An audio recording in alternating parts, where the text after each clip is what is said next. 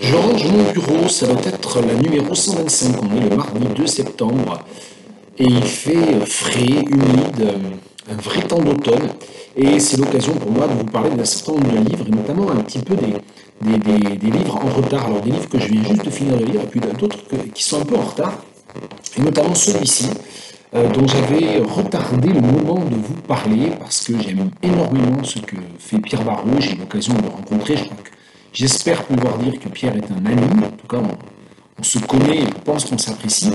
Moi en tout cas j'apprécie énormément et l'homme et ce qu'il écrit. Et donc Pierre Barreau vient de faire paraître en mai dernier aux éditions Kidam ce livre Flotter les pigeons qui est son 6e livre, si je ne m'abuse. J'ai un énorme trou en lisant le nombre de livres. C'est ça, c'est bien le 6e, je ne me trompe pas.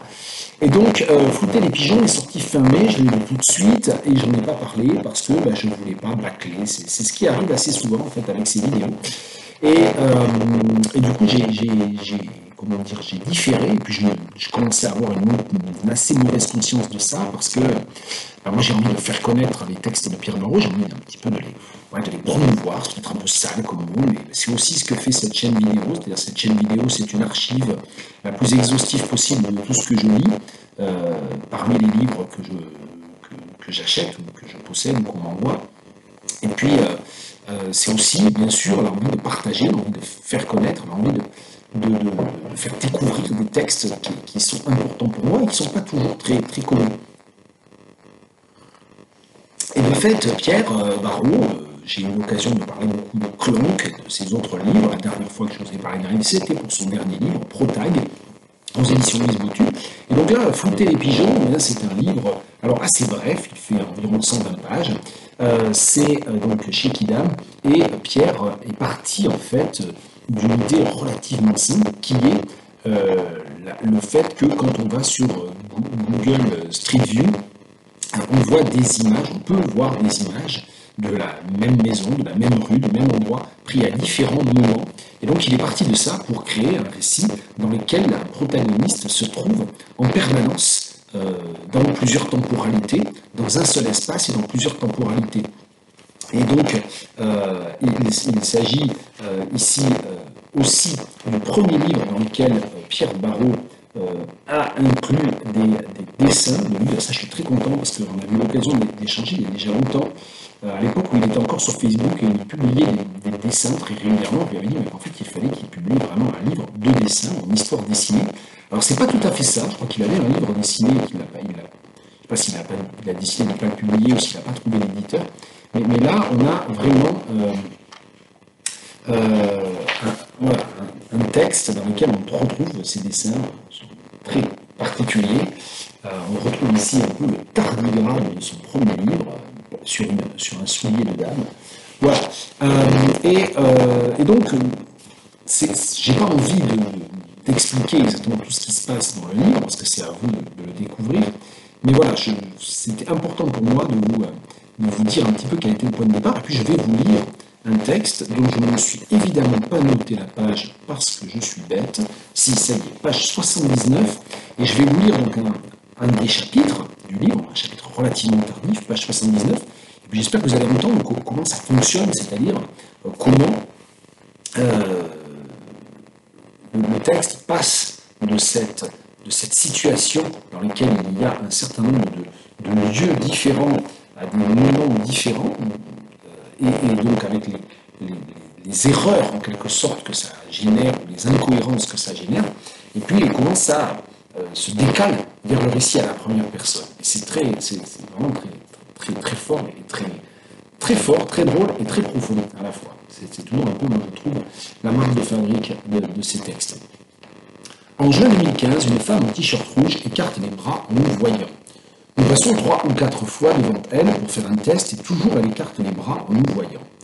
Une porte s'ouvre sur un escalier très raide, une sandale est posée sur la première marche. Une paire de baskets est suspendue à un câble électrique. Un chat dort sur un mur. Un chien traverse la rue. Le chat et le chien sont en juin 2015. La paire de baskets est en juin 2015. La sandale est en mai 2009. Il y a aussi une chemisette bleue en avril 2013 étendu sur la rambarde d'un balcon au premier étage d'un immeuble démoli en septembre 2022. C'est moi qui porte la chemisette à présent. Je suis de retour à l'hôtel. Je suis assis par terre dans l'encadrement de la porte au 29 rue de l'Amandier en juin 2020. C'est peut-être moi le réceptionniste. La pièce est incroyablement exiguë. Le sol jonché de gravats de prospectus en tout genre et d'emballages alimentaires. J'ai dans la main un exemplaire jauni du Midi Libre daté du 7 février 2015. Je lis à haute voix « La serre et le zoo fermés ce samedi. Il se fait encercler par 3 scooters et dépouillés. La neige annoncée pour ce mardi matin. » Je reçois un message de Beaulusion. J'ai dû regagner Paris, mon vieux. Tunnel le travail, je t'appelle bientôt. Je décide d'aller me coucher. Je commence à monter l'escalier et me retrouve brusquement dans mon lit. Le thé est très chaud, c'est pas dans le texte. La chemisette est pliée, posée sur la chaise, à gauche de la porte. Il fait froid. Je décide de garder mon pantalon, j'aurais préféré garder aussi la chemisette. Je pourrais la remettre, j'ai la flemme de me lever, je laisse la chemisette où elle est. Je passe une nuit catastrophique à cause des gens qui entrent en courant dans ma chambre. C'est un peu pénible. Le lendemain matin, je constate que la chemisette ne se trouve plus sur la chaise. Est-ce que je la porte de nouveau?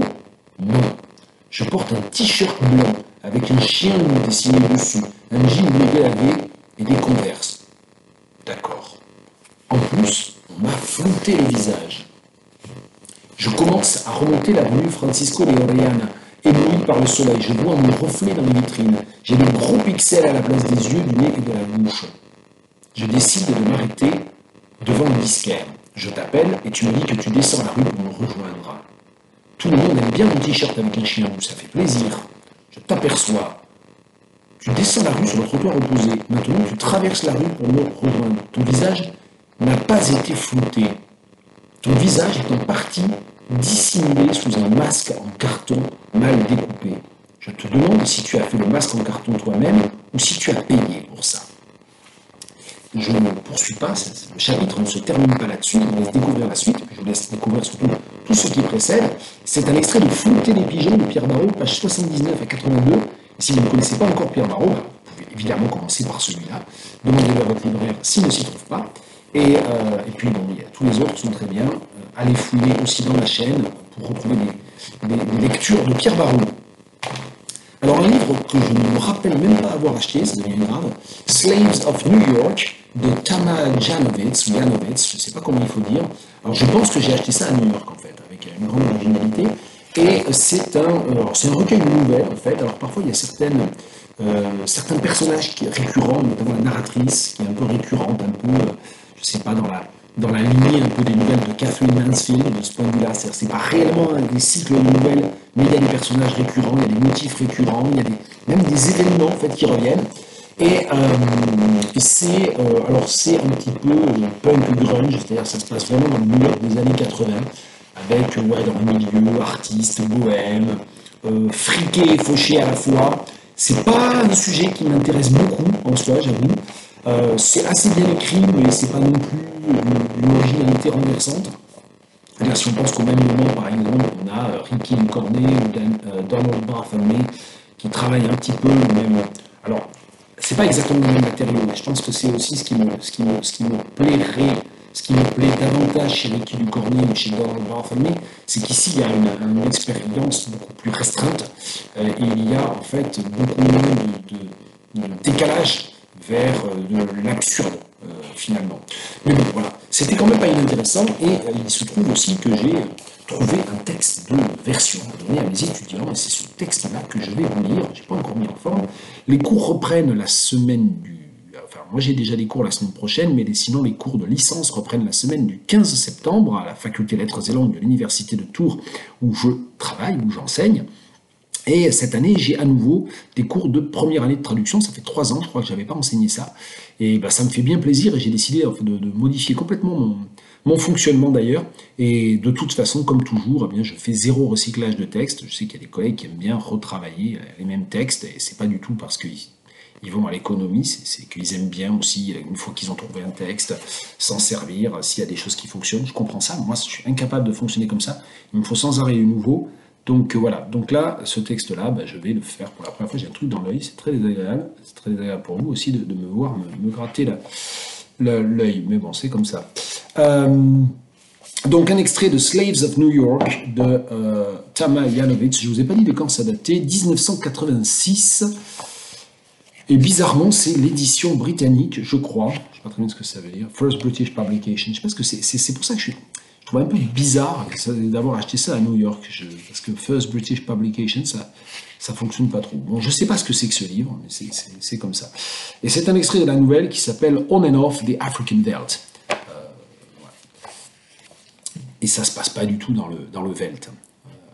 Parce que c'est pareil, moi j'ai commencé aussi à lire celle-là en me disant, ah tiens, puis non, en fait, c'est une espèce de métaphore un peu éloignée. We went over to the restaurant. Borali was sitting there with his assistant. His head was a bit too large for his body, and his hair was most peculiar, a sort of little bowl-shaped haircut that made him resemble a monkey.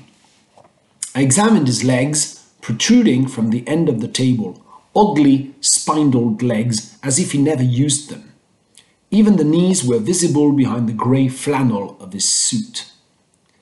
His assistant was an older woman who at first glance appeared normal. But then I noticed that everything on her face was askew. Her eyes were set at different heights, and one was slightly closed while the other was open.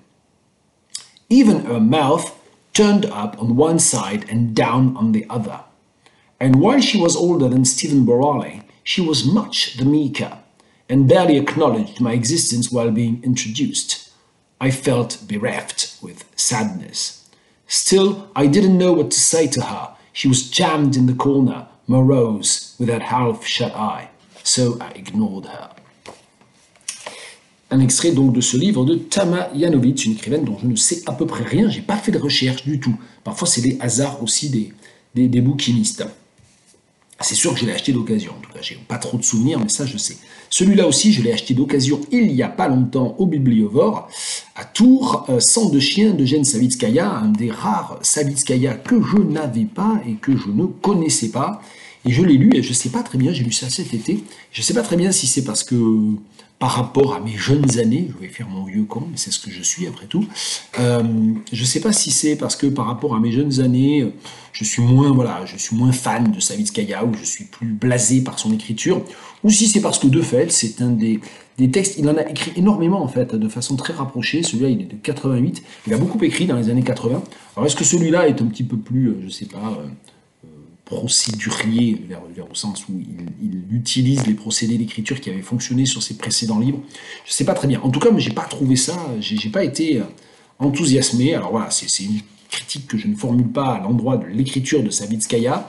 C'est une critique qui sert surtout à indiquer un moment aussi de ma lecture d'un auteur que je lis depuis désormais pas loin de 35 ans. Ouais, ça va faire 35 ans. Je pense que mon premier Savitskaya, c'est 1990, quelque chose comme ça, ou 91. Hein, c'est plus ou moins au moment de la fin du lycée. Voilà, donc c'est intéressant aussi de voir comment on fait cet aller-retour à l'intérieur d'une œuvre et comment parfois, bien évidemment, on ne lit pas du tout de façon chronologique. Et il y a des auteurs dont j'aurais eu l'occasion d'en parler il y a quelques temps déjà, ou voire quelques années, à propos de Lobo Antunes, dont j'ai découvert les premiers livres assez tardivement, après avoir lu facilement 10, peut-être plus même, de ces romans de la deuxième et troisième période de sa carrière un peu. Voilà, donc il y a ce côté-là qui est toujours intéressant en fait. Sang de chien de Jane Savitskaya, et donc voilà, si je devais vous donner des conseils pour commencer par un Savitskaya, ben moi mon conseil subjectif, ça serait pas celui-là, vous l'avez compris, mais je peux vous faire une liste, il suffit de demander en commentaire en dessous. Et puis vous pouvez aussi aller fouiner sur la chaîne.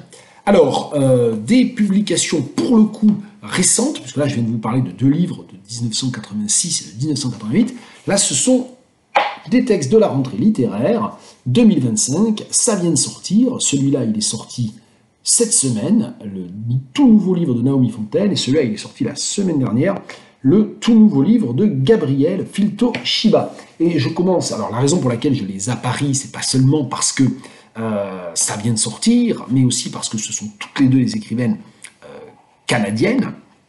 et canadienne d'expression française. Et Gabriel Phil-Toshiba, en fait, on en parle un petit peu sur les réseaux, c'est aux éditions des Paysages, dont je ne vous reparle pas. J'ai eu l'occasion de parler des éditions des Paysages à plusieurs reprises sur cette chaîne vidéo, mais aussi dans une des émissions de radio que j'ai animées au printemps dernier. C'était, je crois, en avril. On avait parlé des littératures autochtones canadiennes avec Claire Tastet, et on avait évidemment parlé des éditions des Paysages. Et donc là, c'est une toute nouvelle collection que lancent les éditions des Paysages. Gabriel Phil-Toshiba va diriger cette collection qui s'appelle, j'essaie de vous montrer ça, je ne sais pas si vous voyez ou pas, Animal, parce que moi je ne vois pas ce que je vous montre. Animal, voilà, on voit.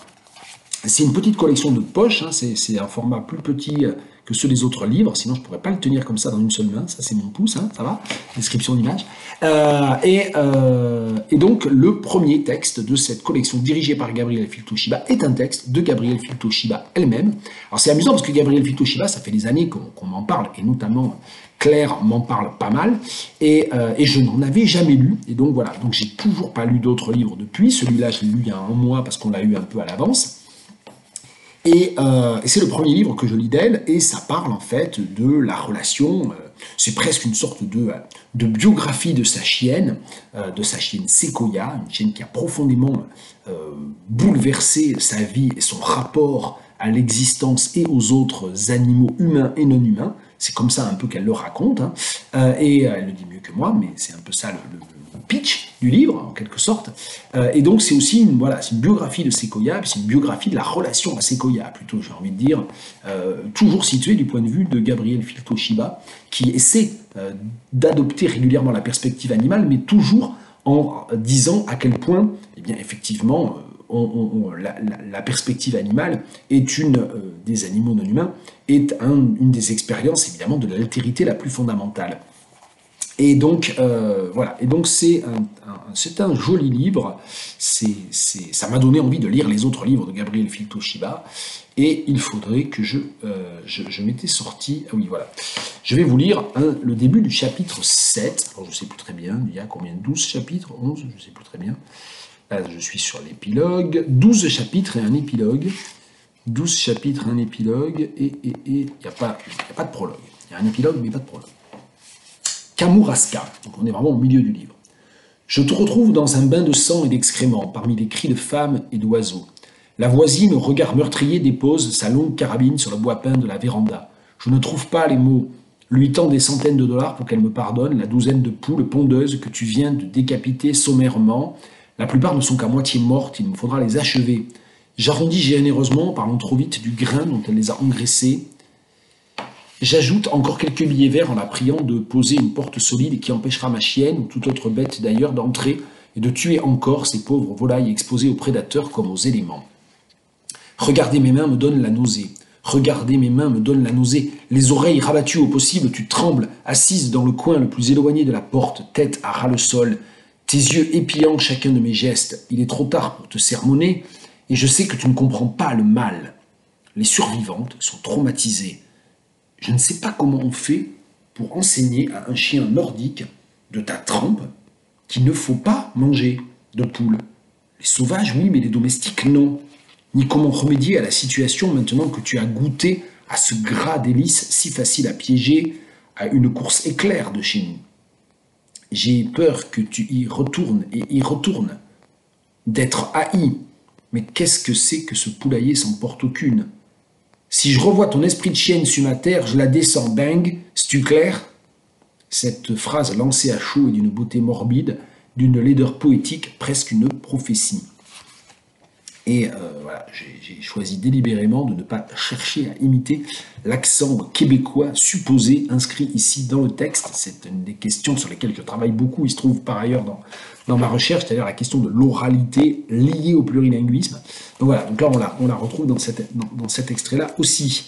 Louve en juillet de Gabriel Phil-Toshiba, ça vient de sortir, tout comme Eka Achate ne flanche pas de Naomi Fontaine. Là c'est chez Mémoire d'Encrier, un autre éditeur qui publie beaucoup de littérature canadienne, bien sûr, et de littérature autochtone, puisque Naomi Fontaine, c'est une des grandes écrivaines autochtones de langue française.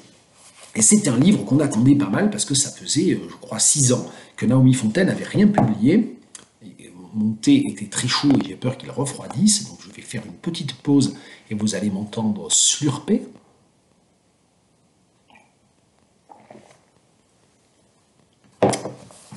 Et donc, oui, on attendait ce livre depuis déjà 6 ans, et c'est pas du tout une déception, c'est très très beau. Mais je pense qu'il ne faut pas commencer par celui-là quand même, donc je le dis, voilà, si vous connaissez déjà Naomi Fontaine, vous pouvez foncer. Sinon, Kwesipan ou Manikanetish sont vraiment, à mon avis, les 2 points d'entrée réellement dans son œuvre, et je pense même que je dirais Kwesipan, sans grande originalité, parce que je pense que c'est le livre le plus connu d'elle. Mais voilà, donc, alors celui-là, en revanche, il est très très bien, si vous connaissez déjà un petit peu Naomi Fontaine, puisque là, ça part un petit peu dans tous les sens, c'est vraiment presque comme une sorte de kaléidoscope. La 4e de couverture dit, et après tout, pourquoi s'en priver, tiens, j'en profite pour faire un peu de pub pour la librairie Le Livre, où je l'ai acheté, à Tours, place du Monstre, place du Grand Marché, de son vrai nom. Donc je vous lis la 4e de couverture. Eka Achate ne flanche pas, rassemble les voix des aînés, histoires, mémoires et vécus, tisse une manière de résister propre au monde inou, qui souffre, vit, rit et regarde demain sereinement. Tout simplement passionnante, cette plongée inédite dans un monde de femmes et d'hommes qui ont appris à forger, au prix du sang et de l'humour, l'espoir et la tendresse. Et donc c'est ce que moi, dans mes mots, je disais en kaléidoscope. C'est-à-dire c'est un récit kaléidoscope, c'est des chapitres brefs, pas toujours très brefs, il y a des chapitres de 5-6 pages, qui reprennent à chaque fois l'histoire d'un point de vue différent. Ça commence en fait avec le point de vue relativement central de Naomi Fontaine, donc un texte autobiographique, ça part de sa mère, ça part de ses origines, ça part à la fois de la lignée paternelle et de la lignée maternelle, puis ça se concentre véritablement sur sa mère pendant 2 ou 3 chapitres, et puis ensuite, j'allais dire ça part dans tous les sens, non, ça remonte la rivière, l'incipit, c'est, je voudrais dire, non, ça c'est le prologue, je vais dire la bêtise. Voilà, l'incipit à proprement parler, si on exclut le prologue et les nombreuses épigraphes, c'est « Je suis né de 2 rivières, ma mère est descendante des Tchemani Pishtikunouat, les Inuits de la rivière Sainte-Marguerite, mon père est descendant des Mishtashipuinuat, les Inuits de la rivière Moisie ». Prononciation non garantie. Et donc voilà, donc elle remonte la rivière, ça veut dire qu'en fait elle va parler de ses ascendants, c'est-à-dire... Et en fait, il y a au milieu de ces chapitres des personnages qui ne sont pas nécessairement des membres de sa famille, que ça se situe dans une temporalité où parfois certains, on peut comprendre que ça se passe plus ou moins à l'époque où ses grands-parents étaient jeunes, d'autres à l'époque où ses parents étaient jeunes, et puis d'autres on ne sait pas trop. Donc, et on ne sait pas trop non plus toujours les liens de parenté, ce qui est donc très intéressant puisque ça dessine finalement la communauté Innu comme une grande famille dans laquelle finalement les liens du sang ne sont pas absolument signifiants. Et donc ça, c'est effectivement très, très intéressant. Je vais vous lire un extrait pour vous faire écouter un petit peu, évidemment, un texte qui m'intéresse, moi,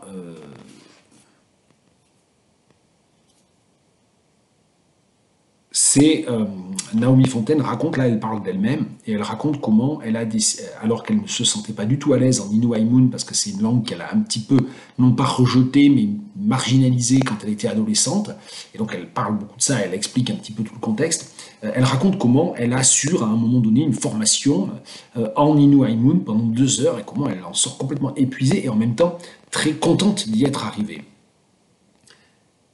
Le soir m'est revenu en mémoire cette chose que ma mère faisait quand nous étions petits. Elle sortait un livre d'histoire emprunté à la bibliothèque municipale. Nous nous installions tous autour d'elle. Je m'assoyais sur ses genoux puisque j'étais la plus jeune. J'avais devant moi des images colorées de maisons en pain d'épices et de chats qui parlent. Je ne savais pas encore lire. Ma mère nous racontait les histoires des 3 petits cochons, celle de la grenouille qui se transforme en prince, celle des tortues géantes, en Innu Aimun. Elle faisait de la traduction simultanée. Au fur et à mesure qu'elle tournait les pages, elle inventait des mots qui n'existaient pas dans notre langue. Elle nommait le dragon Ashtinepikuka Chishtikwatak Ishkutwenu, le serpent cracheur de feu. Les châteaux Kaeshinut Shashish Uchimotuap, la vieille maison des rois tout en pierre. Forcément, de là est née mon envie d'écrire, de créer, dans les mots inventés par ma mère, pleins de couleurs et de textures, plein de liberté et d'images. C'était donc un extrait de Eka Achaté de Naomi Fontaine, ça vient de paraître. Et je veux juste dire un mot par rapport à la lecture que je viens de faire, dans laquelle, je sais pas, à la fois, je suppose, j'écorche épouvantablement une langue que je ne connais pas, que je ne parle pas, l'Inuaimun. Et puis, bon, évidemment, j'écorche, puis moi, je me mets un peu en danger, parce qu'évidemment, forcément, je me ridiculise un peu à lire des mots et des expressions dans une langue que je ne parle pas. Mais c'est aussi que c'est vraiment au cœur de ce qui m'intéresse, et ce qui m'intéresse de plus en plus. Depuis un an, je suis embarqué dans ma spécialité de recherche dans un grand projet sur le plurilinguisme, auquel j'espère pouvoir écrire un petit peu là-dedans. Pas tout de suite, parce que j'ai une grosse traduction en chantier, mais à moyen terme, j'espère vraiment avoir le temps d'écrire autre chose que quelques articles sur la question, mais on est vraiment au cœur de cette question-là. C'est-à-dire qu'effectivement, ce que fait ce genre de texte, c'est déjà qu'il met effectivement la langue Inuaimun non seulement dans une réflexion, c'est-à-dire c'est pas juste une réflexion sur la marginalisation de cette langue, sur l'importance de cette culture, il met la langue Inuaimun dans le texte, et ça veut dire qu'évidemment, ça place les lecteurs, lectrices qui ne sont pas des locuteurs-locutrices d'Inuaimun dans une position marginale. Et donc ça nous remarginalise. Donc c'est évidemment un geste décolonial, vraiment très, très important. Voilà. Donc je voulais juste faire ce commentaire-là. Et puisqu'on parle de décolonialité, et puisque j'évoquais brièvement, c'est pas l'objet de ces vidéos, et quand bien même d'ailleurs on me demanderait de le faire, je ne sais pas si je saurais le faire, c'est-à-dire si je saurais présenter ma recherche dans ce format-là, dans ce format de vidéo improvisée. Un livre que j'ai lu récemment, là aussi, qui est paru en 2025, en avril 2025, et que j'ai lu justement dans le cadre de mes recherches. C'est un livre qui est vraiment tombé à point nommé. Je vous ai parlé dans une vidéo relativement récente, en mai ou en juin, de Remember Cameroun, de Théom Bogu. Eh bien, La source et le signe de Vincent Deben, Anthropologie, littérature et paroles indigènes, c'est un livre qui est également très bien tombé de ce point de vue-là, puisqu'il s'intéresse à des questions qui sont au centre de ma recherche. Et grosso modo, en fait, Vincent Deben, il s'est intéressé à toute une littérature que l'on peut dire une littérature coloniale, et même une littérature qui a été marginalisée, qui est oubliée, qui n'est plus enseignée, qui est souvent considérée comme secondaire, de mauvaise qualité, qui est parfois reléguée au rang de paralittérature, et justement, il s'intéresse à ce que ça signifie et comment on peut essayer de resituer cette littérature dans l'époque où elle a été créée, c'est-à-dire à une époque de colonialité, à l'époque de l'indigénat, et il justifie d'ailleurs l'utilisation du terme indigène, qui peut-être aura choqué certains d'entre vous. C'est vrai qu'on essaie de dire plutôt autochtone ou Première Nation, mais justement, il essaie de montrer comment ces textes émanent d'une conscience qui est profondément une conscience dite indigène, assignée indigène de l'extérieur, et qui ne s'est pas repensée dans d'autres termes. Donc il s'intéresse vraiment à la colonialité, et à un moment de colonialité très, très particulier. Et il a pour ça tout un corpus qui va de Rabé Arrivel, que moi je connaissais, j'allais dire bien, non, que je connais, à d'autres auteurs que pour le coup je connais très mal. Et c'est ça aussi qui est intéressant. Pour vous dire rapidement le plan du livre, il y a deux grandes parties. La première s'appelle Ethnologie indigène et littérature, et 3 chapitres qui vraiment mettent en place toute la théorie et toute la réflexion théorique et contextuelle qui est celle de son livre. L'impossible ethnographe indigène, l'invention de l'informateur, de l'ethnographie à la littérature, point d'interrogation. Et puis ensuite une deuxième partie, un petit peu plus longue, qui est constituée de 5 chapitres, sciences sociales, point de vue indigène et histoire de la littérature, lire Dogissimi, et donc là, c'est là le premier, en quelque sorte, le premier cas, en fait, la première lecture spécifique, le roman historique de Paul Azoumé datant de 1938, et moi c'est un texte que je n'ai pas lu, mais dont j'avais déjà entendu parler. Le chapitre 6, les caractères ou mœurs de ce siècle de Phili Dabo Sissoko, là c'était même un texte dont je n'avais jamais entendu parler, donc là aussi, autre type d'apport aussi du livre de Vincent Deben. Et enfin le chapitre 7, donc sur la poésie de Jean-Joseph Rabé Arrivel. Bon, ça je connaissais un petit peu plus. Se terminant par un chapitre 8, collecte ethnographique et renaissance poétique vers la négritude. Alors, je ne vais pas vous raconter, j'en serais bien incapable, vous détailler ce dont parle le livre, mais je veux vous lire quelques extraits de ce livre parce qu'il est vraiment fondamental, et je vais vous notamment parler dans la première partie, chapitre 3 de l'ethnographie à la littérature, Vincent Debène parle du cas d'Alioune Diop. Alioune Diop, c'est un des grands intellectuels noirs francophones du XXe siècle, fondateur de la revue et des éditions Présence africaine. On vient d'ailleurs je crois d'ailleurs que sa veuve vient de fêter ses 100 ans. J'ai vu passer ça sur les réseaux. J'en profite pour lui souhaiter un bon anniversaire. Et donc, Alioune Diop, à l'âge de 19 ans, écrit un texte qui s'appelle L'histoire d'un écolier noir par lui-même. Ça fait 5 pages. Et je lis ce qu'en dit Vincent Debène. Alors, pour ce livre-là, je vais lire 3 extraits, donc c'est un peu long. Mais voilà, c'est une vidéo. J'aurais pu faire une vidéo seule sur le livre de Vincent Debène. Mais bon, je choisis de prendre ça vraiment dans l'épaisseur du rang de mon bureau. Le futur fondateur des éditions Présence africaine et de la revue du même nom se propose d'y raconter l'émancipation intellectuelle et morale, entre guillemets, d'un écolier noir s'élevant de l'école maraboutique à la classe de philosophie, en commençant par, nouvelle citation, une description sommaire de sa race. Dès le second paragraphe, la première personne apparaît et rapidement, sa race, celle de l'écolier noir, devient ma race. Puis la caractérisation psychologique généralisante reprend le pas. Nouvelle citation, le Wolof est une race courageuse mais capricieuse et mobile dans ses résolutions. Avant que l'auteur ne précise, cette définition de notre caractère ne s'étend pas également à tous les Wolofs. La première personne finit par s'imposer, mais le parti pris d'exemplarité ne disparaît pas. Il s'accroît même à mesure que le récit se développe, ce qui suscite à la lecture un sentiment très troublant. On ne sait s'il faut lire cette histoire comme une autobiographie d'une suffisance éhontée. Diop fait la liste de ses succès scolaires et présente clairement son propre parcours comme un exemple à suivre, ou comme un récit d'apprentissage sincère qui témoigne de la docilité et donc de l'aliénation de son auteur. Il exprime avec une éloquence remarquable et suspecte son sentiment de dette à l'égard de la France, ou comme une composition scolaire visant à satisfaire une demande sans que l'auteur soit absolument dupe, mais dans quelle mesure, de l'artifice de l'exercice, ou enfin comme une confession à valeur psychologique en quête d'une connivence fondée sur l'émotion. Le goût pour la solitude et la rêverie est attribué à une physionomie faible et chétive qui l'écarte des jeux violents et à un accent tout couleur qui suscite la moquerie de ses camarades. Indépendamment même, et là, voilà, ça c'est toutes les pistes, les hypothèses et toute l'opacité interprétative que génère le texte d'Alioune Diop pour Vincent Debène. Là, Vincent Debène, page 132, passe à l'analyse qu'il propose, ou en tout cas à la recontextualisation, qui vraiment sert totalement son propos. C'est pour ça que j'ai vraiment choisi cet exemple-là. Indépendamment même de notre savoir rétrospectif, c'est le premier texte publié par un des plus grands intellectuels africains du siècle, que Senghor qualifiera fameusement de Socrate noir. Le trouble éprouvé à la lecture, un siècle plus tard, montre à nouveau la difficulté d'une interprétation en termes d'aliénation ou d'agency, et ce pour 2 raisons.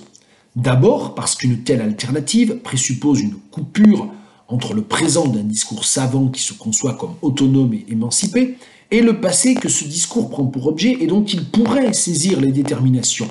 Nous y reviendrons.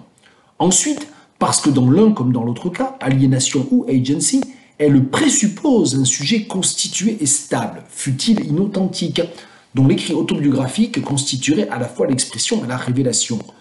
Mais ce que l'histoire de Diop donne à voir dans son indécidabilité, c'est plutôt un essai d'invention de soi dans l'écriture, la tentative de constitution d'un sujet en lutte avec des demandes contradictoires et inconciliables. Je m'arrête là, mais à ce moment-là, Debène ouvre une note de bas de page, et cette note de bas de page ouvre sur le monolinguisme de l'autre, de Jacques Derrida, qui est un texte fondamental, justement, dans l'optique de mes recherches, et donc aussi la manière dont j'ai lu ce livre. Autre extrait que je vous lis,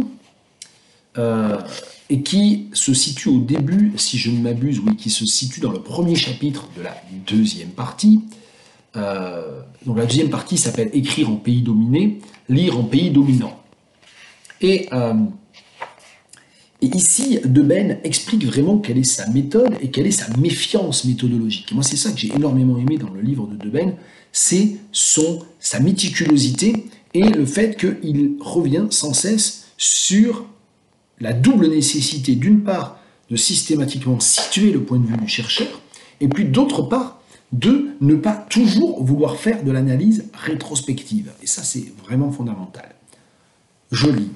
En proposant, comme nous allons le faire, de lire attentivement, avec le soin que l'on accorderait à un poème d'Apollinaire ou à un roman de Flaubert, des œuvres qui nous paraissent a priori paralittéraires, scolaires, voire aliénées, il ne s'agit nullement d'inviter à un élargissement du canon au nom d'un impératif moral ou politique d'inclusivité, mais de faire deux choses. D'abord donc de s'essayer à retrouver le point de vue de l'indigène. L'expression le point de vue de l'indigène est en italique. Entendu évidemment ici au sens non colonial de cet individu du passé qui, dans une situation donnée, s'est livré à une langue qui n'était pas la sienne et s'y est essayé à un discours dépourvu de finalité pratique en considérant que la forme même qu'il lui donnait était inhérente à son propos. Ensuite, de ne pas tenir pour acquis le point de bascule du non-littéraire au littéraire, c'est-à-dire de questionner le passage de la lecture indexicale, l'écrit comme symptôme, comme matériau, comme signe, comme source, à la lecture actualisante, celle qui conçoit le texte comme lui étant adressé, celle dont on suppose qu'elle peut affecter celui ou celle qui s'y adonne.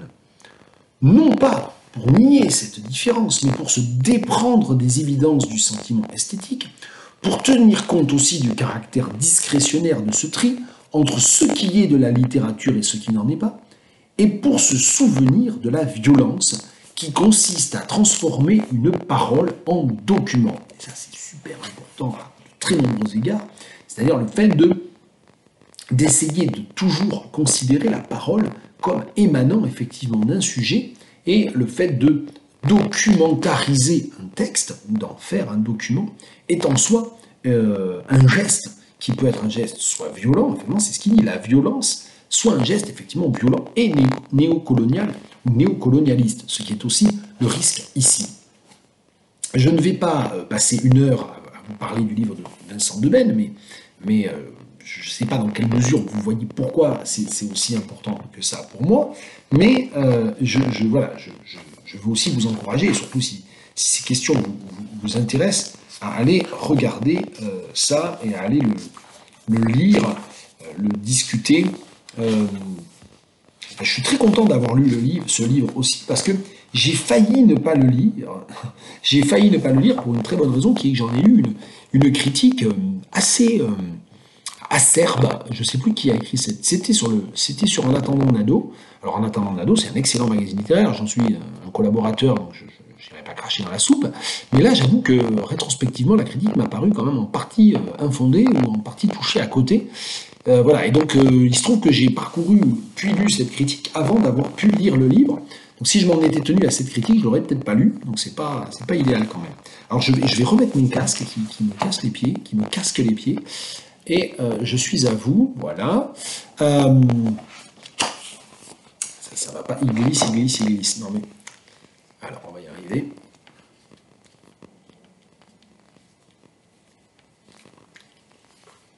Ah là là, décidément, hein, c'est pas évident en ce moment. Alors, je disais donc, voilà. Donc j'ai failli ne pas lire ce livre, ou en tout cas il y aurait eu un risque que je ne le lise pas si je m'en étais tenu à cette critique lue sur En attendant Nado. Bon, le livre est super, je pense que je l'ai bien fait comprendre. Je lis le début de la conclusion, qui est très intéressante et qui s'intitule « Le prix de l'objectivation, littérature, sciences sociales, études littéraires ». Le prix de l'objectivation, c'est évidemment aussi le cœur, moi, de ma recherche.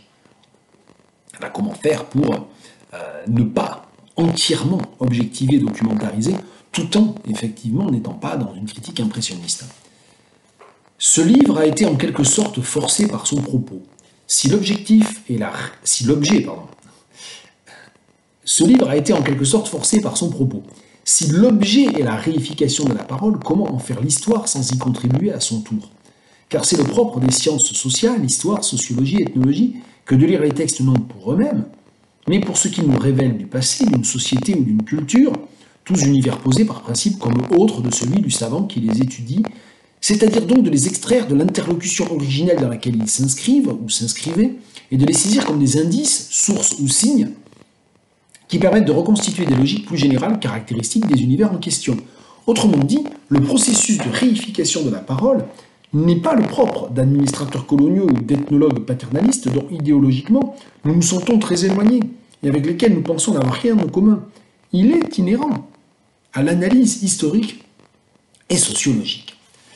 Voilà, donc il se trouve que moi, le travail que j'ai commencé à faire et que je m'apprête à approfondir est un travail d'études littéraires, mais c'est un travail d'études littéraires postcoloniales qui s'intéresse à la question du plurilinguisme d'un double point de vue de la décolonialité et de la traductologie. Donc forcément, ces questions de regard me concernent. Je ne suis... Enfin, il est impossible pour moi de m'absoudre facilement du type de questionnement qui est posé ici par Vincent Debène et qui est au cœur de son ouvrage, en disant moi ce que je fais c'est de l'étude littéraire, c'est décontextualiser. Ça n'est pas possible, puisque aucune étude littéraire n'est entièrement décontextualisable, et surtout aucune étude littéraire qui choisit comme objet la question du plurilinguisme dans des cultures prises dans le conflit entre des langues européennes et des langues non européennes dans une situation postcoloniale, on est évidemment dans quelque chose d'extrêmement, extraordinairement politique et contextualisé, par défaut, en quelque sorte. La source et le signe de Vincent Debène, j'espère ne pas trop vous avoir saoulé avec ça. Je vais passer plus rapidement sur d'autres livres. Un autre livre qui doit être un livre, là aussi, de rentrée littéraire, que m'a envoyé, voilà, c'est à paraître en septembre, me dit Jean-Michel Martinez Esnaola, l'éditeur que je salue des éditions Louise Bottu. Il me l'a envoyé au début de l'été, c'est pour ça que j'étais plus très sûr, mais c'est la rentrée littéraire là aussi. Camille Révol, bricolage, crochet S italique majuscule, crochet fermant. Rhapsodie. C'est effectivement une rhapsodie autour notamment de ce que l'on trouve en couverture, c'est-à-dire les mouches et les insectes, et pas seulement. Et donc, c'est un texte qui délibérément s'inscrit dans une discontinuité, une rupture, une volonté de ne pas proposer d'ordre linéaire. Donc, le côté rhapsodique, évidemment, ça n'est pas une symphonie, c'est une rhapsodie. Et puis, des réflexions ponctuelles sur les questions de traduction. Donc, là aussi, évidemment, cela peut susciter mon intérêt professionnel, et pas que professionnel d'ailleurs. Et d'ailleurs, dans la petite carte que l'éditeur m'a envoyée, c'était bien marqué « Notre dernier titre à paraître en septembre, dans lequel il est question de traduction ». On sait bien pourquoi il me dit ça, parce qu'il me connaît et il sait que je suis traducteur et traductologue. Et bien justement, je vais vous lire la page 105. Mais non, je vais vous lire à partir de la page 103. Ça sera plus long, mais ça vous permettra de montrer ce qu'on entend quand on dit Rhapsodie. Au commencement, la chambre. Pas moyen d'y rester en repos, de là tout le malheur, tout le divertissement aussi. Reconstituer les dialogues de ce film bavard de l'enfance, chiche. La solitude pousse au défi. Je n'avais pas compris grand-chose à l'époque, je ne l'avais même pas vu en entier. Réécrire les dialogues d'un vague souvenir de film, vague et partiel, drôle de gageure, non? De quoi surprendre en effet, pas longtemps, les questions oiseuses, non merci. Chercher le pourquoi n'a jamais rien donné. Préférer m'en tenir à ce vieux principe conscient de ses désirs, ignorant des causes qui les déterminent. Préférer ça, oui. Relire les premières pages, m'inquiéter des maladresses, finalement les trouver justes et nécessaires, ressentir l'ennui, bien rendu malgré les sursauts, y retrouver ce goût des films ennuyeux, des films, des livres, de l'ennuyeux en général. Ce que généralement on appelle ennuyeux, le lent, le fade, le maladroit, le décousu, l'inabouti, l'inachevé. En conséquence, intituler les dialogues du film bavard de l'enfance, dialogue. Je vous montre là après. Alors en plus, il y a un rayon de soleil si c'est pas malheureux. Il n'y a plus moyen de faire des vidéos tranquilles. Non, je plaisante. Hein. Donc voilà, donc ça c'est la fin du texte. C'est ce que je viens de vous lire. Puis je vous montre un peu la pagination. Donc ce que je vais vous lire se trouve là. Puis le passage sur la traduction sur la page en face. En russe, presque se dit pochchi. C'est aussi l'impératif de vénérer, une injonction à vénérer en nous l'inachevé. Dans la librairie sur ma route, feuilleter Sortir de chez soi de Loubaï Jorgensen. Il y a comme ça régulièrement des des appels, hein, comme ça, des citations, et puis des appels à la lecture d'autres livres. Page 105, donc, que je vous annonce depuis un moment. Elle alterne épisodes vécus, réflexions sur la traduction, la langue en général. En exemple, un extrait de poème, un poème entier, confronte les versions successives de ces traductions, énumère les embûches, choix des mots, fidélité ou pas, à qui, à quoi. Auteure et traductrice professionnelle d'origine et de culture d'ailleurs, elle vit en France. Elle a choisi pour langue cible le français. Traduire à l'envers n'est pas habituel. Lui est auteur et traducteur occasionnel. Son livre le feuilleté dans la foulée. Découvrir sa vision de la littérature, pas d'histoire, pas de message. Son goût pour la fiction et le réel enchevêtré, sa traduction en cours. Comme l'auteur, il enchâsse des souvenirs personnels, modes, manies, détails de projets venus naturellement s'ajouter au projet initial, la traduction. Un essai sur la traduction, petit a, petit b, un journal de bord, réflexion sur l'écriture et déambulation. 3 projets en un désormais. Un mot en passant sur le chiffre 3, sa symbolique réputée synthétiser, réconcilier, rendre homogène, tout ce qui bouge, le stabiliser. Je ne poursuis pas la lecture, mais ça vous donne un petit peu une idée de ce qu'il y a dedans, et de la manière dont on va s'approprier ce texte-là. Ça m'a rappelé un petit peu, avec un côté moins délirant peut-être, peut-être malgré tout plus abordable, les livres de Dominique Mince, qui est quelqu'un que j'aime énormément, dont j'aime énormément les livres, et pas tellement l'ornithologie du promeneur, plutôt les textes comme Dormant, Dorman, je ne sais même pas comment il faut dire, ou Nid aussi, voilà, qui est plus récent. Donc Camille Révol, bricolage, et juste 2 remarques sur la dernière page que j'ai lue. Tout d'abord, à l'oral, ça montre à quel point c'est pas une bonne idée de dire auteureux au lieu de autrice. D'abord parce qu'autrice est attestée depuis des siècles, et puis aussi parce que finalement ça passe beaucoup mieux à l'oral. Auteur, c'est un peu un faux féminin, c'est pour quand même abandonner le masculin, mais pas trop quand même. Donc il pourrait toujours y avoir une trace du masculin. Donc moi je le redis, c'est autrice qu'il faut employer. Alors je sais que il y a toute une nomenclature officielle au Canada, notamment je crois, qui impose auteur. On n'est pas au Canada ici, puis de toute façon on n'en a rien à foutre des nomenclatures. Autrice est totalement attesté, il est dans les dictionnaires, il est employé, il est employable sur le même modèle que moniteur, monitrice, acteur, actrice, facteur, factrice, etc. Auteur, autrice, il ne faut pas s'embêter. Et puis autre chose aussi, je ne sais plus très bien, il me semblait que je voulais dire quelque chose aussi d'autre. Ah oui, traduire à l'envers n'est pas habituel, c'est plus intéressant ce que je vais dire là. Dans cette page-là, Camille Révol justement présente le fait de traduire dans la langue qui n'est pas la langue maternelle comme traduire à l'envers. Et c'est effectivement pas habituel puisque ça n'est pas la norme. Et c'est amusant parce que j'ai parlé de ça il y a 12 jours, je crois, on est le 2 septembre, c'était je sais plus quand, enfin jeudi, pas de la semaine dernière mais de la semaine d'avant, dans la très belle invitation que m'a faite Timba Bema. Je vous en ai parlé dans la dernière vidéo Je range mon bureau, que j'ai enregistré le lendemain de cette invitation dans le podcast de Timba Bema. Et donc, voilà, on a parlé de ça, justement. On a parlé du fait que on était normalement obligé de traduire dans sa langue maternelle. Et j'ai d'ailleurs dit à quel point je trouvais que cette limite, ou cette contrainte, ne devait pas être prise comme un principe absolu. C'est-à-dire, c'est plutôt une règle générale, mais ça ne doit avoir rien d'absolu. Et bien entendu, dans le cadre des personnes qui sont, qui ont été formées au creux d'un véritable plurilinguisme, cette question n'a aucun sens en fait, et ça vole en éclats. C'est-à-dire quelqu'un qui est vraiment d'une culture triple, qui est vraiment trilingue, ça existe, n'a pas de langue maternelle, donc on va forcément essayer de le forcer à homogénéiser ou à monolinguiser sa biographie, et ça n'a aucun sens. Bon, peu importe, I'm getting carried away.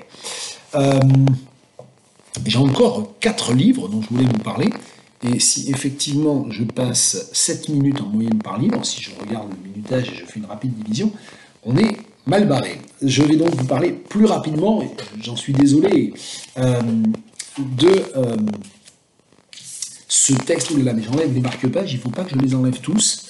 Je me rends compte que j'ai enlevé un petit marque-page du livre de Vincent Deben, alors que j'y ai noté des choses dessus, parce que j'utilise des espèces de feuilles de papier, je gribouille des trucs dessus, enfin bon, c'est un bordel sans doute. Bien, peu importe. Je vais donc vous parler d'une traduction récemment parue de Lucille Clifton, Et c'est une traduction de quelqu'un avec qui je suis en train de travailler, Patricia Weffa-Grange. On est en train de finir de traduire ensemble un livre, et j'aurai l'occasion de vous en reparler, bien entendu. Je ne pense pas que ça soit un secret absolu, hein. C'est Our Sister Killjoy de Ama Ata Aidu, et on a traduit ça ensemble. Et je vous avais parlé il n'y a pas très longtemps du recueil de poèmes le plus récent de Patricia Weffa-Grange, Métis et alors. Et là, c'est sa dernière traduction pour les éditions Les Prouesses, maison d'édition qu'on aime bien, que j'aime bien. Et donc ici, c'est l'histoire de la lignée de Lucille Clifton. C'est un texte en prose qui, en fait, remonte jusqu'à son arrière-grand-mère, qui se rappelle l'époque de l'esclavage jusqu'à elle. Et donc, effectivement, il y a ici une sorte de mise en récit de toute la mémoire de l'esclavage et des sociétés post-esclavagistes, mais dans lequel le dépassement de la racialisation liée à l'esclavage est loin d'être acquis. Je lis la dernière phrase de la quatrième couverture que je trouve très juste. Dans une langue poétique et hardie, Lucille Clifton souffle sur ce qui, dans nos os, nous fonde, nous transperce et refuse de disparaître. Alors Lucille Clifton, pour la situer, c'est une poète afro-américaine du XXe siècle. Elle est morte il y a une quinzaine d'années, je crois. Et donc, ce livre-là, qui est paru il y a un bon moment aux États-Unis, voilà, il y a 50 ans, 1976, Generations a Memoir, est enfin publié en français, il était temps, dans une très belle traduction de Patricia Weffa-Grange, dont je vais vous lire un extrait. Ma mère a porté 2 enfants, un garçon et une fille. Mon père en avait eu 4, 3 filles de 3 femmes différentes, sa première épouse qui est décédée alors qu'elle avait 21 ans, ma mère qui a triomphé avec un garçon et la mère de ma plus jeune sœur qui avait été la maîtresse de mon père au moment où ma mère était une jeune mariée. Nos mères se connaissaient toutes, elles avaient été amies. Nous étions amis, mes sœurs et moi, et maman nous avait toutes élevées. Quand maman est morte, les gens disaient qu'il ne tiendrait pas longtemps. Ce sera dur pour lui sans faire, murmurait-il, il n'y arrivera pas sans faire. Même les veuves et les anciennes petites amies qui s'étaient rassemblées telles des oiseaux hochaient la tête mutuellement, il avait besoin de faire, il n'allait pas tarder à s'en aller. Mais il les a eus. C'était un homme solide, un roc. Il a survécu 10 ans dans sa maison à faire sa vie. Il a pris une des amies de Mans pour bonne amie, aussi naturellement qu'il s'était marié avec Mans quand Edna Bell, sa première épouse et mère de ma sœur Jo, était décédée à 21 ans. Et l'amie de Mans a pris soin de lui exactement comme Mans l'avait fait. Elle faisait le ménage, la cuisine et se faisait engueuler tant et si bien qu'un jour mes enfants m'ont demandé « Cette dame, c'est la bonne de papy ou quoi ?» J'ai répondu « Non, pas vraiment, elle était ce que ma maman était. » Il a survécu 10 ans dans cette maison après la mort de Mans, mais maman aussi continuait d'exister là. L'amie de Pa disait qu'elle l'entendait tôt le matin quand il était temps pour elle de se lever et de préparer le petit déjeuner pour lui, alors elle se retournait, bondissait hors du lit, courait vers la cuisine en criant « Je vais le préparer, Fer, je vais le préparer ». Elle était aussi coriace qu'une soldate. C'était ce que mon père disait de ma mère. Elle n'était pas une femme du Dahomey, mais elle était la maman de l'une d'elles. Très beau livre donc de Lucille Clifton, traduit par Patricia Weffa-Grange, Génération. Et c'est aux éditions Les Prouesses. 2025 là encore. Et 2025 aussi, je crois. Scarborough de Luc Dagonier, une espèce de récit un petit peu étrange, qui est une sorte, presque j'ai envie de dire, j'ai l'impression de délucubration à partir de la chanson Scarborough Fair et de sa signification présumée. C'est un vrai récit en fait, hein. C'est un petit peu fantastique aussi. Voilà. C'est aux éditions de l'eau, qui est une maison d'édition que j'aime bien. Et voilà, j'ai pas trouvé ça exceptionnel. C'est un récit postmoderne qui utilise des éléments d'imaginaire, des éléments de référence culturelle, beaucoup de références aux questions des chansons populaires et des ballades, mais aussi la manière dont c'est transmis dans la culture contemporaine par des chanteurs et des chanteuses contemporains. Et voilà, j'ai pas. En fait, j'ai lu ça en juin, et c'est pas que j'ai oublié réellement, je me souviens très bien d'ailleurs, à la fois du fait que c'était tout à fait agréable à lire, bien écrit, etc. Et que, voilà, tout en le lisant, je trouvais ça pas, pas, pas essentiel non plus. C'est pas un texte primordial. Et comme je manque de temps, eh bien, c'est lui qui va passer à la trappe pour les lectures. C'est pas bien, mais c'est comme ça. Scarborough de Luc Bellamy aux éditions de... C'est pas un mauvais livre, hein, je ne le déconseille pas du tout. J'aurais pu lire la quatrième couverture, mais je pense que vous la trouverez sur le site de l'éditeur. Et deux livres, pour le coup, importants que j'ai lus, là aussi cet été, enfin au début de l'été pour celui-là, à la fin de l'été, au milieu de l'été pour celui-là, énorme pavé. Alors déjà, hein, autour duquel je tournais depuis très longtemps, Arnaud Schmitt.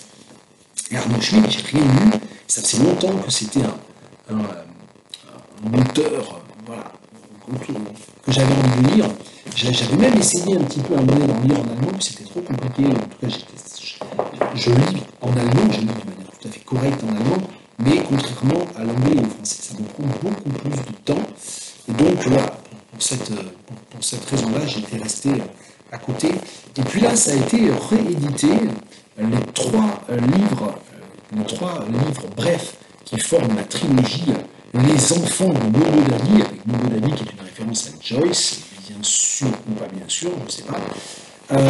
Donc là, les trois livres, Scène de la vie d'un faune, Hans Heide et Miroir noir, ont été rassemblés ici. Ils avaient été publiés en 2011 et 2017 pour les deux premiers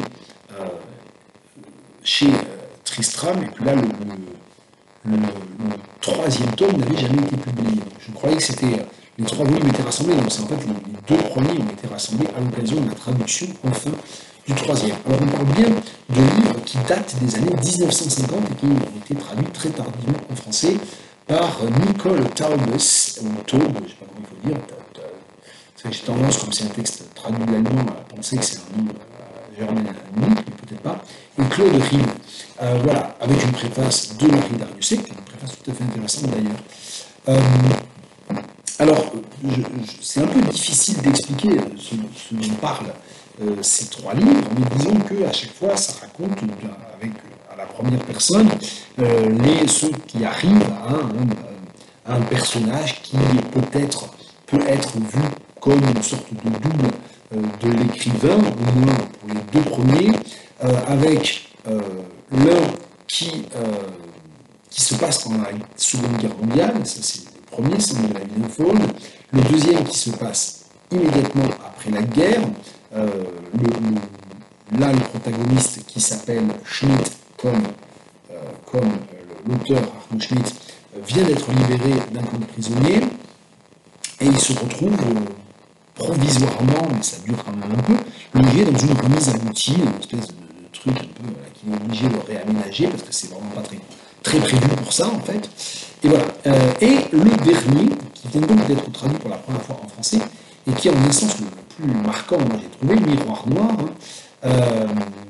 c'est un narrateur qui écrit alors qu'il survit à une catastrophe qui a plus ou moins détruit l'humanité. Bon, on est dans un point de départ post-apocalyptique tout à fait classique, j'allais dire.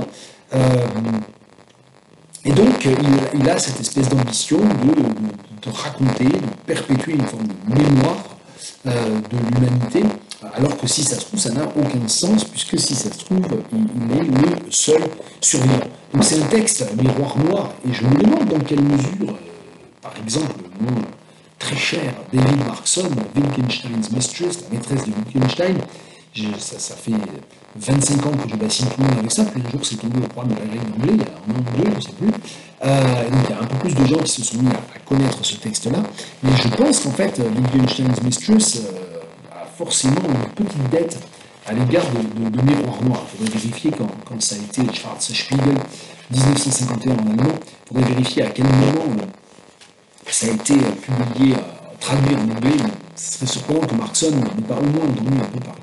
Alors je vous lis un extrait j'allais dire, de Miroir noir, mais je ne suis pas sûr.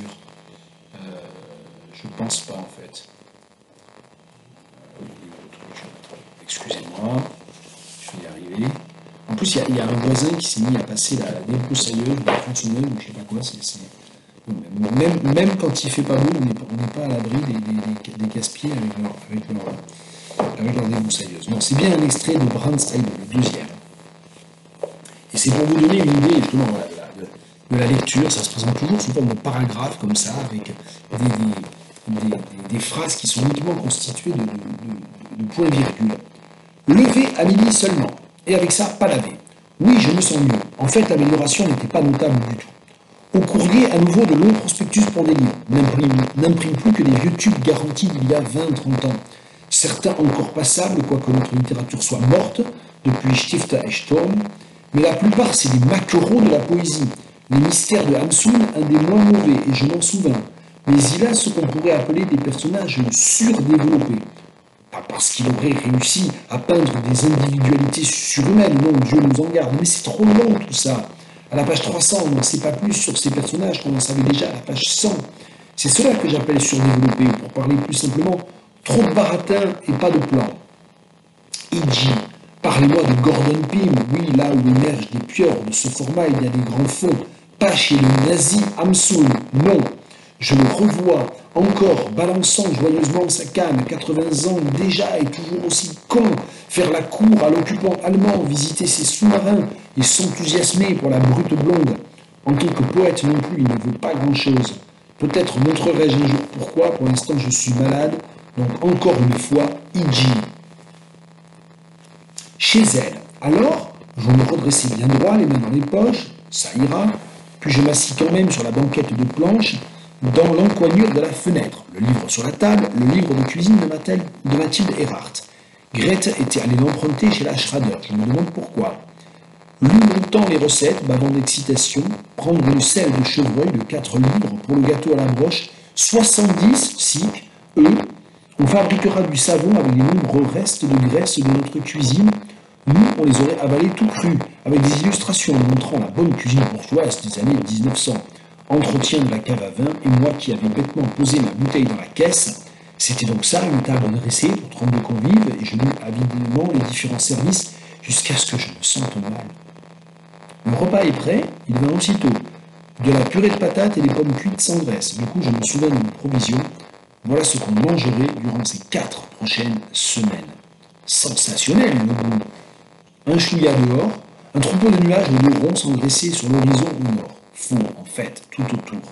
On ne pourrait pas faire un tour ce soir demanda Gretel à côté de moi, craintive, gênée. Nous n'avions plus un gramme de bois.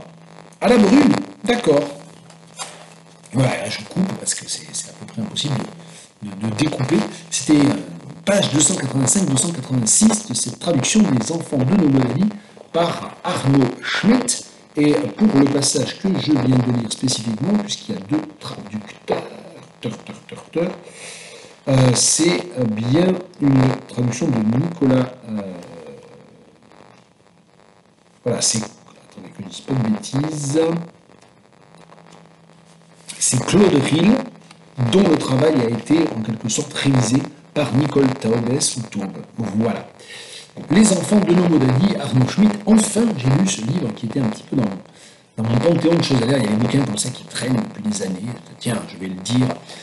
Under the Volcano de Malcolm Lowry, ça fait genre 20 ans que je dis qu'il faut que je lise ce livre, je ne l'ai toujours pas fait. Qu'est-ce que j'attends en fait, hein, c'est ridicule. Ça, je ne sais pas ce que c'est. Qu'est-ce que c'est que ça?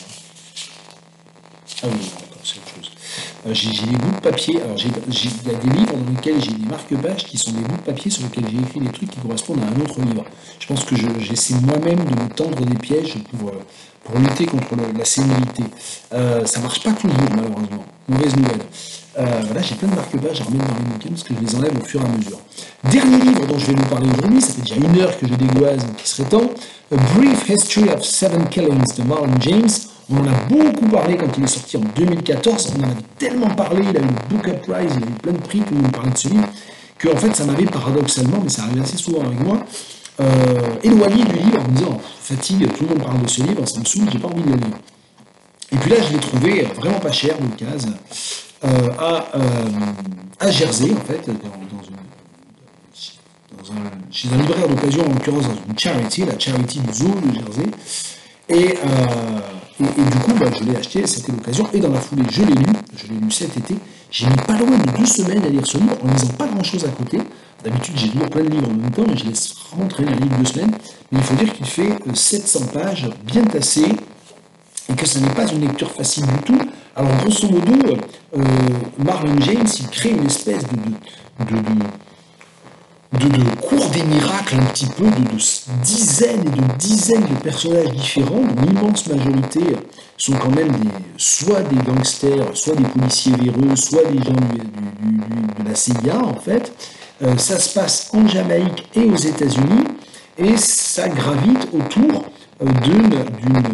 d'un fait divers qui a réellement existé, qui est l'intrusion violente de gangsters armés au domicile de Bob Marley en 1976, à la veille ou l'avant-veille, je ne sais plus très bien, d'un concert qu'il devait donner, qu'il a quand même donné. Alors lui et sa femme y ont miraculeusement survécu, ont miraculeusement réchappé, mais à la suite de ça, Bob Marley a mis plusieurs années à revenir en Jamaïque. Il est parti après le concert et il n'est pas revenu avant 2 ou 3 ans, je crois.